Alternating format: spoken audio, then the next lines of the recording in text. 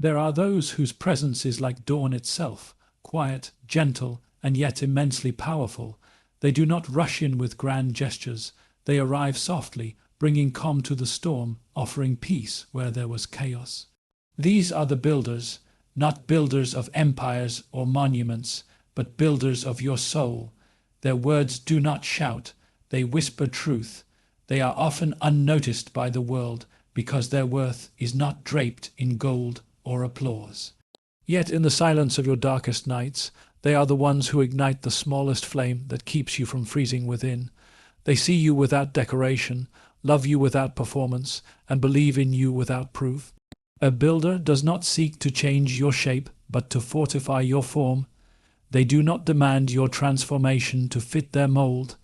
They stand beside you while you chisel your own statue, offering encouragement without ego, presence without pressure. They respect the tempo of your becoming. These people are not perfect, no soul is, but they are sincere. Their intentions are not bartered. They give without keeping score. Their currency is kindness, and their wealth is the depth of connection. In their eyes, you find not judgment but space, not expectation but understanding. Builders will often arrive during seasons when the noise is deafening. When your inner world trembles like a crumbling bridge, they anchor you. They do not promise to save you, but they remind you that you are capable of saving yourself, and that sometimes is all you need. They remind you who you were before the world told you who to be. In their company, you are allowed to breathe, to laugh from your belly, to cry from your chest. You are allowed to exist without performance, and in a world that constantly demands masks, that is sacred. These souls show you that strength can be gentle, that love can be quiet, that support does not always arrive as a rescue, but as a steady hand held without urgency. They do not climb your mountain for you. They hand you water and sit nearby, watching you rise. Builders are architects of presence. They understand that time is the most generous offering one can give. They do not look at their watches when you speak. They do not rush your pain. They let it unfold, and in that unhurried silence you begin to heal. They do not feed your ego. They nourish your essence. They are uninterested in your titles and far more intrigued by your truths. In a world obsessed with surfaces, they are readers of depth. They ask questions that matter, and they wait patiently for your answers. There is something eternal about them. Their impact outlives their words. Long after they leave a room, you find their fingerprints on your courage, their echo in your bravery. They are not meant to impress. They are meant to imprint. Builders may not always stay, but their effect remains. Like a soft rain that nourishes roots, their love quietly transforms you. They do not write themselves into your story as heroes, but your growth becomes their legacy. They hold your shame like glass, fragile, delicate, never to be shattered. They don't use your past against you. They honor it as part of your becoming. They help you alchemize your guilt into grace, your sorrow into song. You do not need many of these people. In truth, you may only find one in a lifetime. But one builder is enough to remind you that love does not have to hurt, and companionship does not have to drain. Their simplicity is their strength. Sometimes they come in the form of friends, sometimes family, sometimes strangers who pass through like sacred winds. But you'll know them by the calm they leave behind. By the way they make you feel more human, not less, more whole, not diminished. And when you find them, these builders do not cling. Simply honor them, honor their rarity. Let their light guide you inward, where you too might learn to be such a presence in another's life. There are presences that dwell in the background of your life. Not quite friends, not quite strangers. These are the shadows. People who seem to be near you, but never truly with you. Their company is familiar, but not intimate. Their footsteps echo alongside yours, yet never quite in rhythm. They appear in the photos of your life. They laugh at your jokes. They remember your birthday, but their depth is shallow, their interest conditional, their loyalty tied not to who you are, but to what you provide. And when the storm hits, they do not vanish, but they do not shelter you either. These are the souls who operate from comfort, not conviction. They prefer the glow of your light, but will not strike a match when your flame begins to fade. They observe your pain from a distance, not out of cruelty, but out of avoidance. Empathy exhausts them. Vulnerability unnerves them. They are companions of convenience. They walk beside you as long as the road is smooth. But the moment terrain gets rough, they slow their pace, not to support, but to step away quietly. They do not betray you, but they do not defend you either. They are reflections without mirrors, present but not revealing. You may share memories, experiences, perhaps even years, but you will rarely share soul. Their inner world remains closed, and they prefer yours to remain surface level. They don't want to know too much. They don't want to be needed too deeply. Shadows are not inherently harmful. They are simply not equipped to go beyond the edge. They live within boundaries that protect them from the demands of real connection.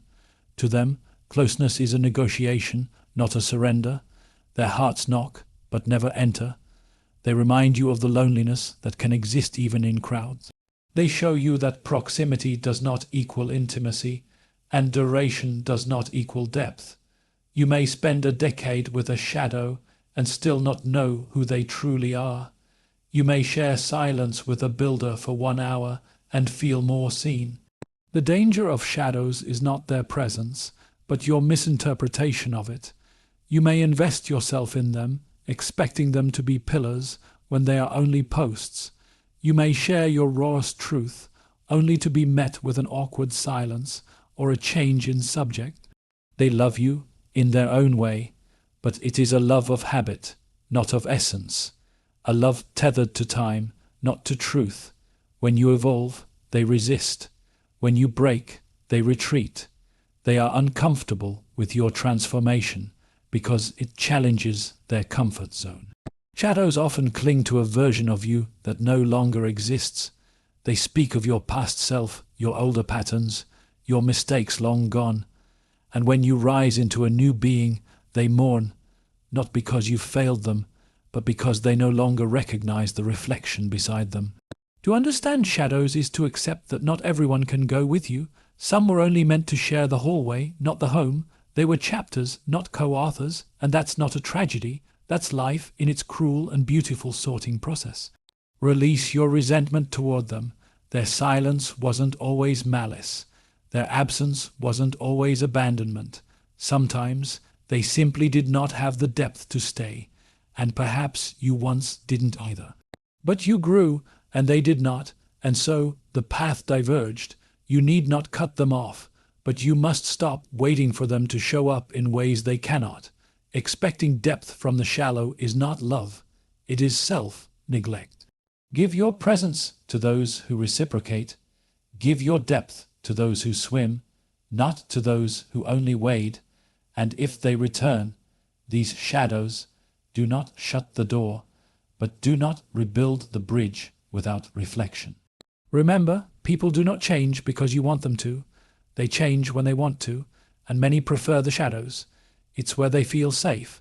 Let them stand beside you if they must, but stop waiting for them to walk with you. You are not lost for leaving them behind. You are found in doing so, not out of anger, but out of self-respect. There exists a kind of presence more dangerous than the absent, those who pretend to care while slowly undoing your spirit. They smile with their mouths and scheme with their silence. Their concern sounds like kindness, but their tone carries judgment. These are the saboteurs. They do not harm with weapons, they harm with doubt. They plant seeds that grow into hesitation, feed your insecurities, water your fears. Their touch feels familiar, their words feel supportive, until you look closer. The encouragement comes with a condition. The compliment is laced with comparison. Saboteurs wear the costume of friendship. They know your weaknesses not to protect them, but to use them when it suits them. They remember your failures better than your triumphs. They recount your past in ways that hold you there, like an anchor wrapped in velvet. They smile when you're beneath them and squirm when you rise. They celebrate your success publicly, but privately compete. Their support is conditional, their loyalty transactional. They love to be close to you as long as you are not above them. Your growth threatens the narrative they've built about themselves. Their harm is often subtle. A look, a pause, a quiet "are you sure?" when you share your dream, They don't say no, they guide you into saying it yourself. They wear the face of concern when they are actually feeding their need for superiority. Sometimes they are the oldest friends, sometimes family. Those who have known you longest can become the most uneasy when you outgrow the version of yourself they are most comfortable with. They prefer the you that doubted, the you that needed, the you that feared. The saboteur's favorite tool is familiarity. They speak in nostalgia. They remind you who you were in the name of who you shouldn't become. Don't change too much, they say, as though evolution is betrayal. But growth is not treason, it is your birthright. They laugh when you dream and then pretend it was a joke. They challenge your ambition not out of love, but because it reveals their lack of it. And deep within, they are afraid that your rising will demand they confront their own stillness. They are clever, they never strike too hard. They injure just enough to make you question yourself, not them. That way, you remain dependent on their feedback. You seek their approval, hoping to win what you never lost in the first place, your worth. When you begin to suspect them, guilt appears, because they haven't technically done anything wrong. But the heart knows, the body senses it. The fatigue after conversations, the second guessing, the shrinking. These are not accidents, these are wounds dressed as friendships. You cannot heal in a space where you are quietly wounded. You cannot thrive where you are secretly envied. You must be brave enough to name the sabotage. To stand up and walk away, not with rage, but with clarity. You are not unkind for protecting your peace. They will call you dramatic, sensitive, selfish. That is how the saboteur keeps the door ajar.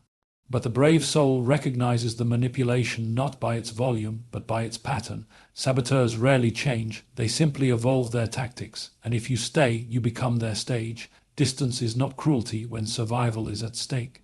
To walk away from sabotage is not bitterness, it is self-respect.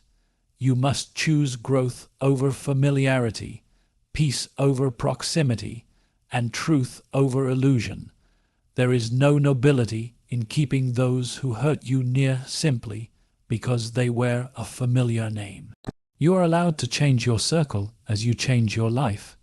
You are allowed to outgrow people who feed your fear more than your fire. The ones who truly love you do not fear your becoming, they celebrate it. They do not try to own your journey, they bless it, and you will find them once you stop confusing sabotage with love.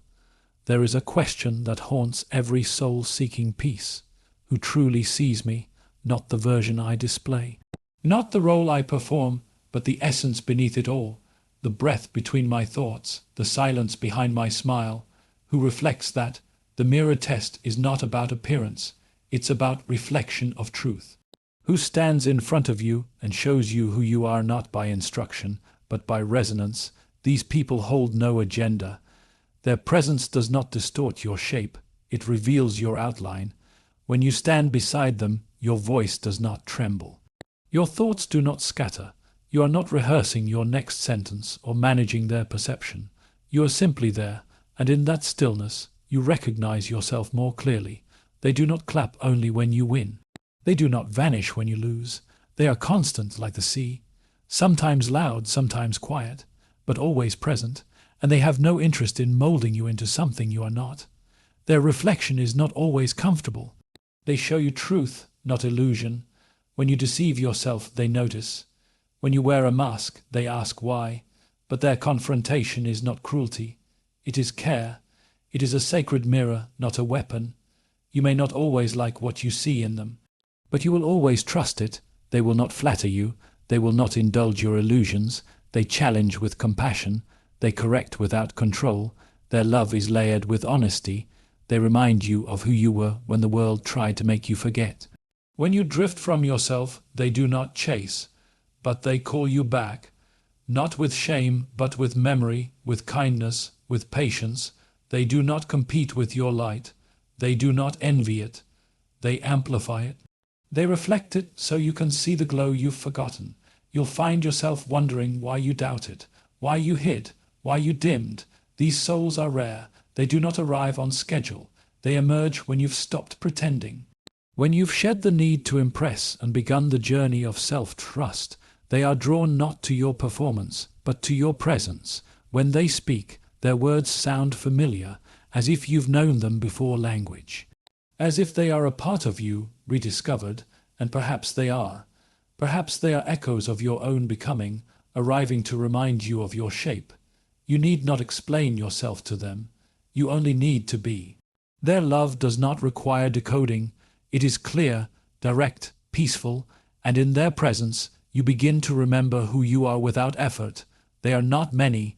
Most people are mirrors cracked by ego, fogged by insecurity. But when you find the clear one, the honest one, you must cherish it, not possess it, just honor it.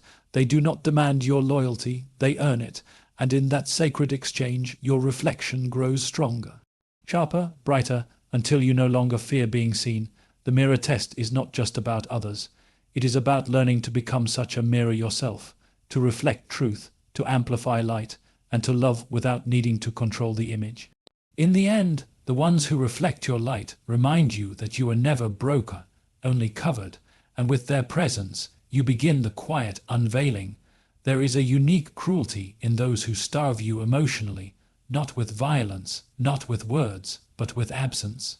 The cold ones, the souls who withhold warmth not because they lack it, but because they use it as currency. Their silence is not emptiness, it is control. They are not loud, they do not explode, they withdraw. Subtly, strategically, like winter arriving without warning. One day you're wrapped in their approval, the next you're begging for the sun. Their love becomes a climate you're always trying to survive. They withhold affection when you need it most. They pull back when you're most vulnerable, and you begin to believe their coldness is your fault. That perhaps if you were better, they would return. That if you adjusted, shrank, sacrificed, you could earn spring. But you were never meant to earn love. Love that must be earned is manipulation dressed in affection. True warmth does not retreat as punishment. It does not disappear as strategy. The cold ones measure your need and ration their love accordingly. They delight in your longing. They call it strength. They claim their distance is maturity. But real strength is presence. Real maturity is consistency. And the cold ones are neither strong nor wise. They are wounded, and they wound others in return. They make you responsible for the temperature of the connection. You're too sensitive. You're overreacting. You're needy. These are not truths. They are distractions, designed to keep you questioning yourself instead of seeing their withholding for what it is, control. They are not emotionally unavailable. They are emotionally manipulative. They know what you need, and they withhold it precisely because they know. Their absence is not ignorance. It is deliberate. You begin to chase their warmth, compromising your dignity, your voice, your needs, just for a flicker of attention, and when you finally receive it, it feels like rescue, but it is not rescue, it is reinforcement. You've been trained to feel gratitude for basic humanity. This cycle is subtle. It does not announce itself. It mimics intimacy. You confuse their return for resolution, but it's just the cycle repeating, cold, warm, until your nervous system accepts unpredictability as love. But love is not inconsistency. Love is not silence during suffering. Love does not vanish when you are most yourself. The ones who freeze you out are not mysterious. They are masters of emotional distance. And you are not meant to orbit their seasons. You are meant to live in warmth, to grow where there is light, to receive love without conditions, without tension, without transaction. You are not too much.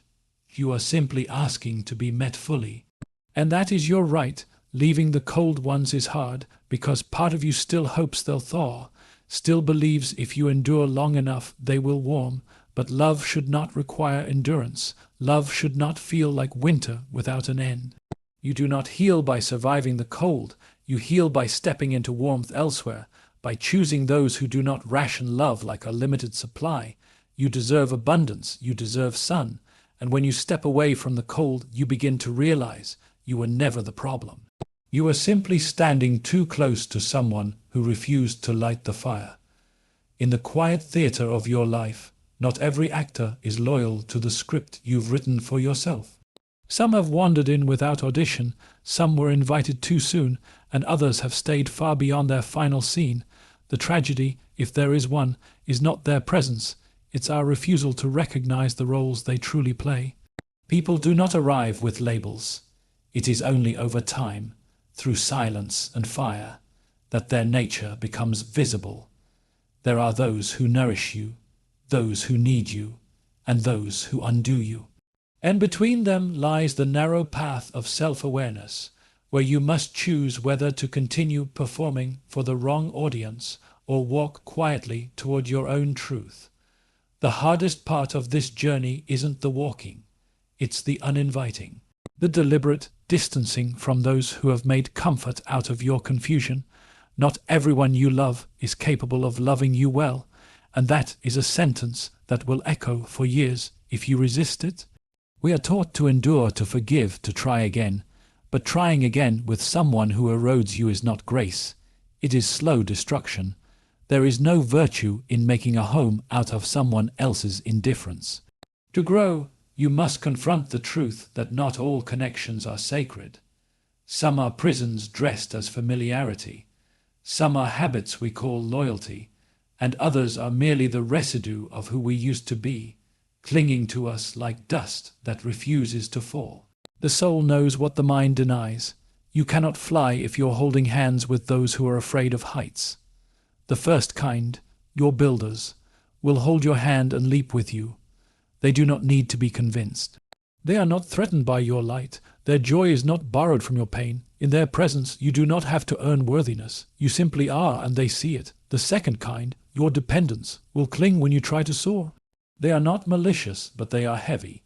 Their love is sincere, but untempered. Their dependence on your wings makes your flight impossible. And though compassion asks us to carry them, wisdom teaches us that enabling stagnation is not kindness. It is mutual decay. And then there are the third kind, the ones who quietly unravel you. They do not shout. They do not bruise the skin, but they bruise the spirit. With a look, with a withheld word, with a lingering doubt, they plant like poison in your garden. You leave their presence lighter, not because you are free, but because a part of you has been taken. To move forward, you must become a curator of your own existence, not a victim, not a martyr, a curator. You decide who gets close. You decide who speaks into your spirit. You decide who deserves your vulnerability. Not everyone qualifies for access to your soul simply because they were present once. Life is not about the quantity of connections. It is about the quality of clarity. Do these people make you feel more you or less? Do they remind you of your worth, or do they force you to chase it? Do they celebrate your growth, or subtly resist it with backhanded compliments and cautious silence? We must stop calling chaos love, stop labeling manipulation as passion, stop mistaking consistency in presence as loyalty of heart. The people who truly walk with you will not need to dim your light to feel seen. They will not shrink you to stand taller. They will expand with you. They will evolve beside you. Every season of life requires a pruning, a letting go, not out of resentment, but reverence for yourself. You cannot carry dead weight into blooming. You cannot hold on to winter while begging for spring. Letting go is not cruelty. It is necessity. You cannot heal in the same place that broke you, and you, too, must become the kind of person you are seeking. Be the reflection, the light, the silence that heals. Let your presence sharpen others gently. Let your love be clear, not confusing. Let your loyalty be strong, but never blind, for you will always attract what you embody. This is your life. This is your one brief moment on this stage, and you owe it to yourself not to play a role written by others. You are not here to shrink. You are not here to perform. You are not here to be understood by everyone. You are here to become, to transform, to rise, and as you rise, the people meant for you will remain, not because you held on to them, but because they chose to rise too. That is the miracle. Not everyone will stay. But the right ones will never need to be chased. They will walk beside you, not behind, not ahead, with eyes forward and hearts open. Let the rest fall away, let the masks drop, let the roles end. For once you know who belongs to your becoming and who belongs to your undoing, your path becomes unmistakably clear, and the journey finally, fully begins.